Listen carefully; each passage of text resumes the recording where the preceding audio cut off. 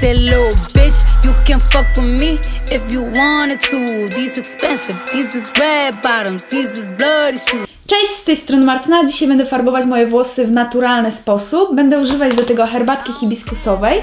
Jest to nic innego jak taki suszony kwiat hibiskusa. Ja użyję go do zrobienia sobie płukanki do włosów. Zaparzę go we wrzątku i kiedy woda ostygnie, będę płukać nim włosy. Tutaj wcześniej zaparzyłam sobie hibiskus i możecie zobaczyć, jak intensywny jest ten kolor. Efekt końcowy jest dla mnie niespodzianką, ponieważ nie mam pojęcia, jaki kolor wyjdzie. Mam nadzieję, że i Wy będziecie ciekawi i zostaniecie ze mną do końca. Teraz idę przepłukać włosy, zaraz wrócę do Was z mokrą głową w herbatce z hibiskusa i zobaczmy, co będzie dalej po wysuszeniu.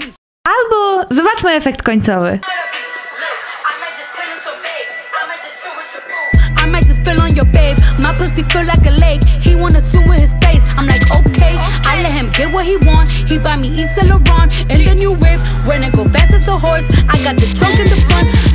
Jestem ciekawa, co Wy myślicie o tym kolorze. Koniecznie dajcie mi znać w komentarzach i pamiętajcie, żeby subskrybować kanał oraz zostawić mi łapkę w górę. Pa!